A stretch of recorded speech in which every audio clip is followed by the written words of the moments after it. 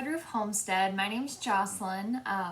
Here on my channel you can expect to see videos about home renovations, which we're currently going through, baking, gardening, plant hobbyist things, sourdough, and home organization. So I hope you enjoy my content here and I look forward to having you. Today I'm going to be making some white bread. I will bake once a week some type of bread. So either sandwich bread, rolls, hot dog, hamburger buns, that kind of thing, and I stick it in the freezer and I just pull from that as we need, and that works really well for us. So this week I'm going to be using some of my discard. I'm going to be making some white bread. I have this recipe from King Arthur, and let me see what it's called. So if you guys want to make this, it's called King Arthur's Classic White Sandwich Bread. I've made this a lot. I love this recipe and it's very beginner friendly if you're like new to making bread. I do make this, let's see, in my stand mixer. I have a KitchenAid. I also have a Bosch. If I'm doing a really big batch of that, I'll use this as well. You can do this recipe just hand kneading if you don't have this mixer, so it's very versatile. It is a yeasted bread, so for that reason, I recommend this if someone wants to start baking and they're not on the sourdough life. I know not everyone has time to maintain a sourdough. Maybe I'll do a video on my sourdough journey as well for you guys. I'm gonna do 2 loaves. The standard recipe makes 1 loaf. It's on my little cheat sheet. Here's how I write all my recipes. I just take a white erase board, an expo marker, and write down to reference while I'm baking. So we're gonna start with the warm water, the honey, and the yeast. I still do put some yeast in this because I'm using discard, but I reduce it by about 1/3 to 1/2, and then I use my discard in here. And if you're wondering how you can convert a bread recipe to use discard, if you have a 1-to-1 ratio discard, meaning 1 part flour, 1 part water, you just measure the amount. So if you have a cup of discard, or say 100 grams, half of that is going to be water, half is going to be flour. So you would take that amount out of your recipe. So if you have 50 grams of water and flour in your starter, you're going to take 50 grams of water out of your recipe and 50 grams of flour out of your recipe. Okay. So I'll just start by taking my bowl off. I do use a food scale for this, but it has regular measurements. You can just do it in standard American measurements. So we'll do 100 grams of starter, just for simplicity.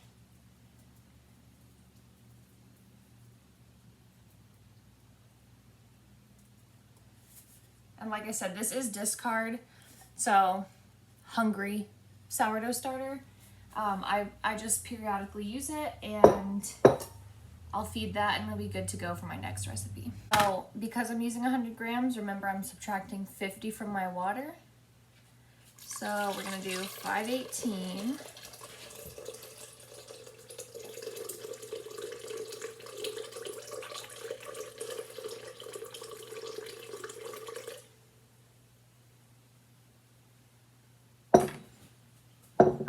And I just have some extra water here on the side. It has a varying amount of water you can use. So it depends on your environment. If you're in a pretty humid place, you're gonna need less water. If you're in a dry place, you're gonna need more water. So we'll tear our scale out. All right, and this 2 loaves calls for 5 teaspoons. So I'm gonna do probably 3.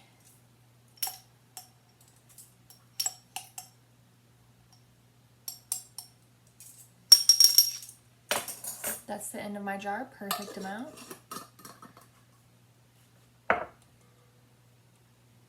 And then I'm gonna do 64 grams of honey.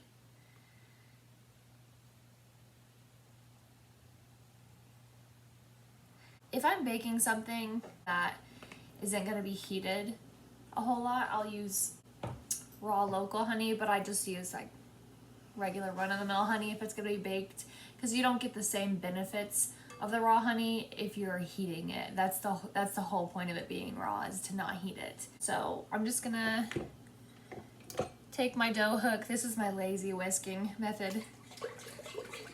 Give that a stir. And we're just gonna let the yeast pretty much activate for right now. This recipe also calls for dry milk, butter, salt. We've already put in our yeast, our honey, and our water. And then obviously it calls for flour. So while that's sitting here, I'm just gonna kind of pile my flour on top. And that's fine because it has a bulk proof. You don't have to wait till this gets frothy. And this is an all-purpose flour recipe. So you can see, got my all-purpose flour. And again, we're gonna subtract the 50 grams. So a 1 times batch calls for 480, and I'm doubling that, minus 50 grams.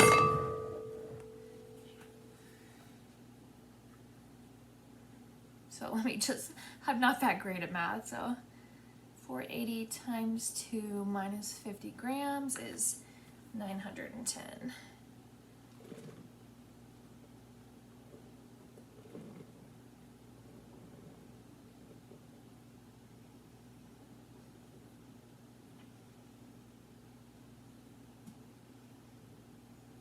Oh, we went a bit over, that's fine.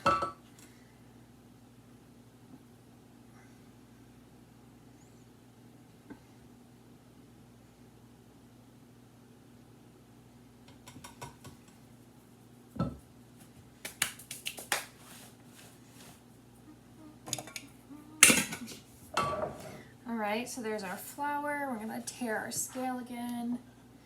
I hope this is enough butter. I didn't really prepare and bring out extra. So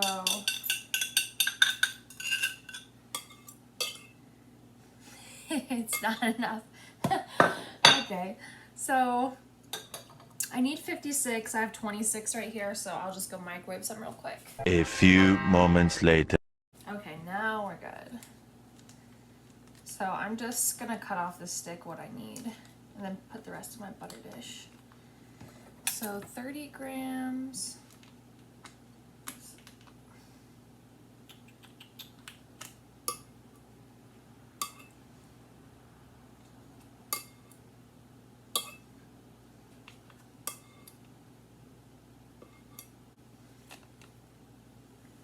All right, and I'm just gonna set that aside.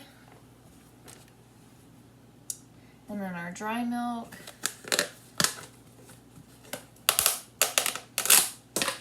$74 grams.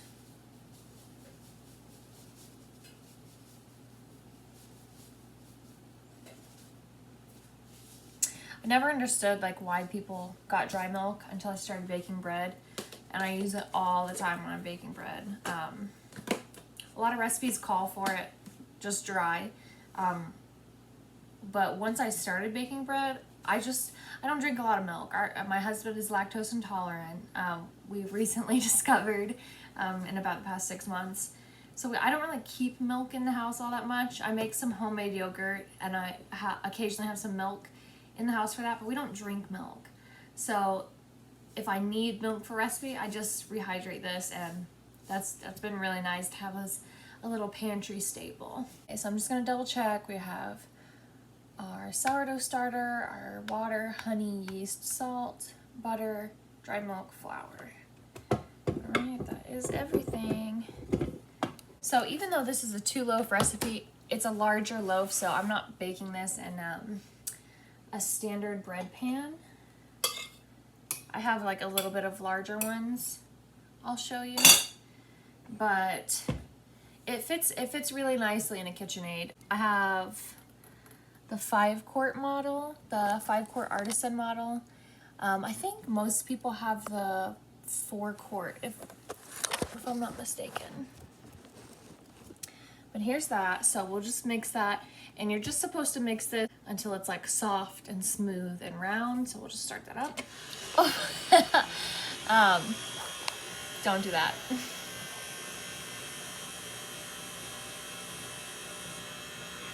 And so because this did have a moisture variance, if I see that it's kind of dry, I have just some water reserved right here, which I do think it just needs like a little bit. And start slow, because once you put it in, it's in there.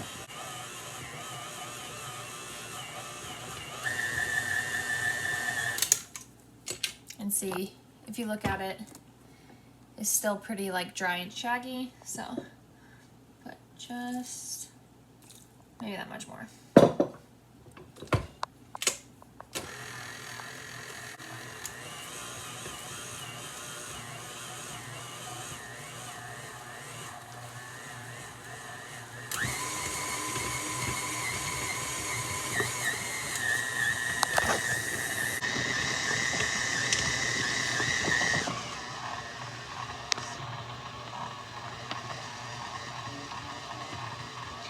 So I'm probably just gonna let this go maybe 4 minutes.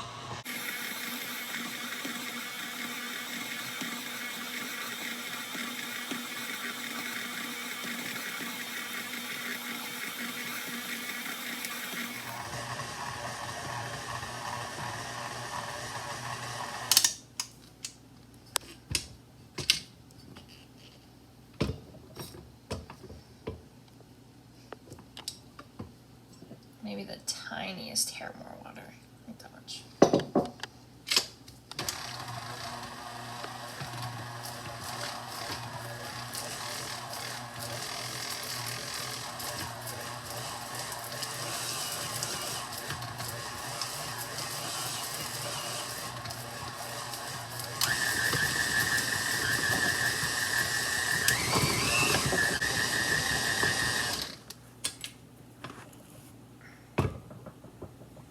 So that looks pretty good. This is not a super finicky dough, so if you think, oh my gosh, it's messed up, it's probably not. It's probably just fine.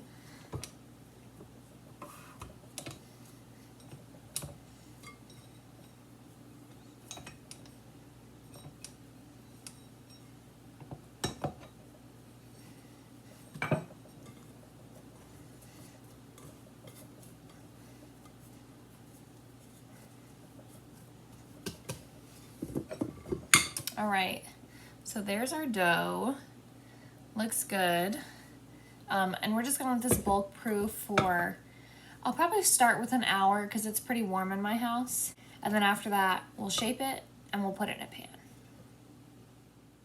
Okay, here I am realizing I didn't put salt in this.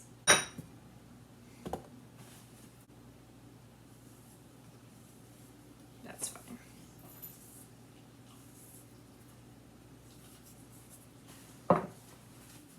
Because I finished kneading this, I'm just gonna hydrate this with a little bit of water and hand knead it, and it should be fine.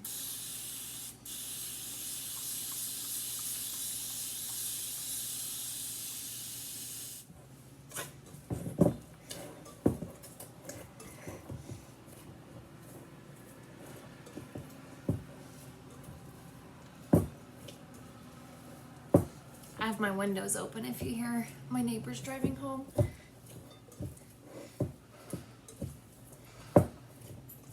Okay.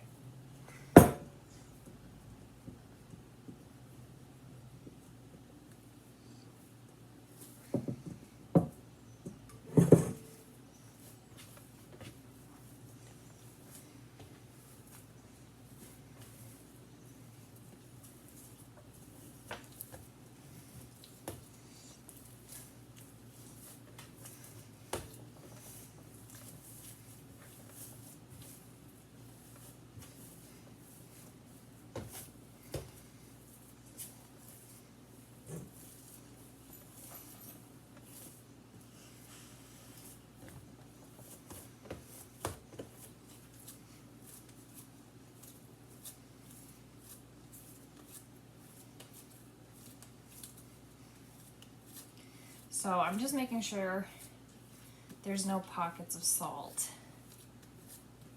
in here. I think it's pretty close.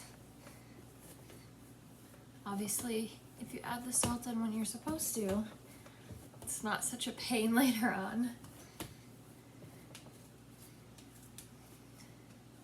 Okay, I think we're good. So I'll put that back. And then I have, this is not a shower cap, it's like meant for bowls. You could use a shower cap though. I'm pretty sure King Arthur recommends that as a hack, but I'll just put that over there. Now that all of our ingredients are in, now we'll start the bulk proof for 1 hour. Okay, so at this point, our dough's been resting now, I think about 50 minutes. Okay, so at this point, you can see our dough has risen a lot. It's definitely doubled. So I'm just gonna push it down, deflate it a little bit.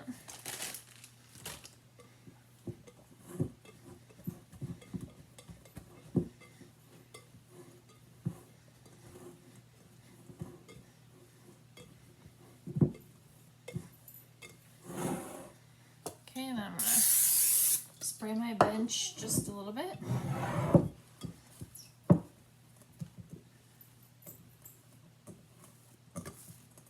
Okay, and then, so our dough is turned out. If you're doing this and you don't have a scale, like you can just eyeball half of it, but because I have a scale, I'm going to measure it.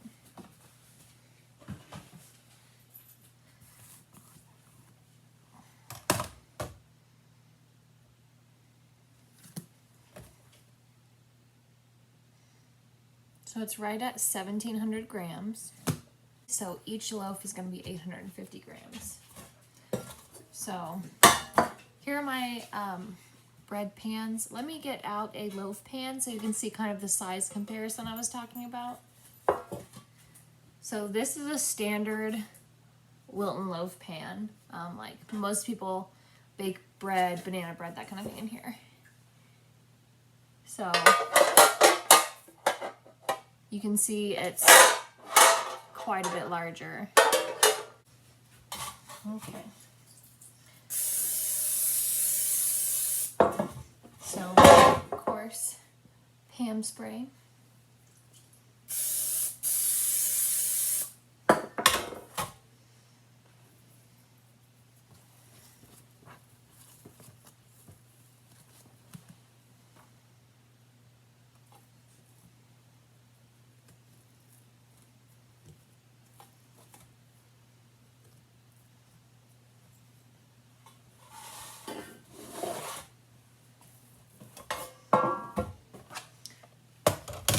All right, so we've got it measured out, so I'm just gonna shape it real quick.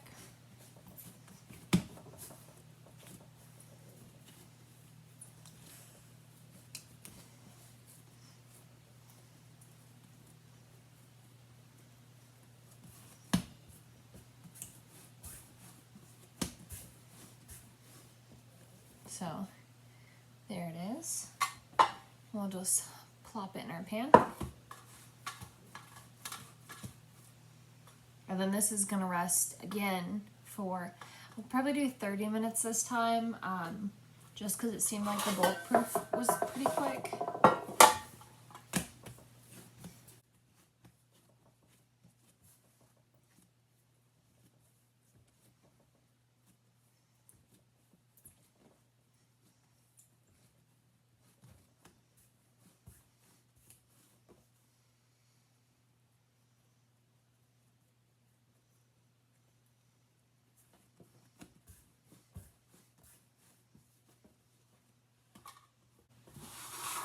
Okay, so here we have both our loaves of bread, and again, our little cap.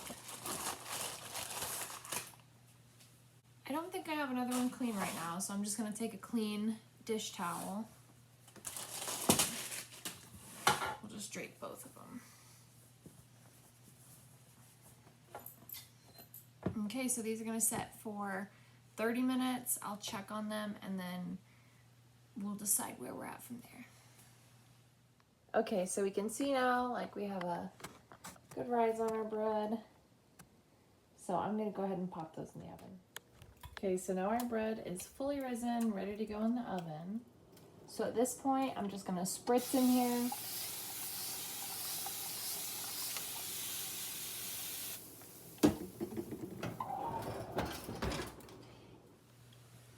Okay, final stretch. The bread just finished, so I'm gonna pull it out, let it set for just a minute, and then I'll turn it out and put it on this rack. See, here it is. Looks really good. This one also looks really good.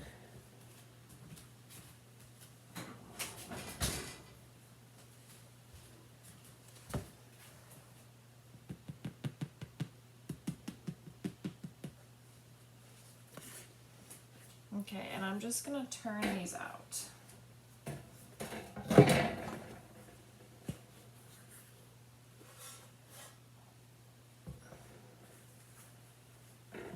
So if you do this early on, it'll help so condensation doesn't get in there from the heat, and then you won't have like a soggy bottom.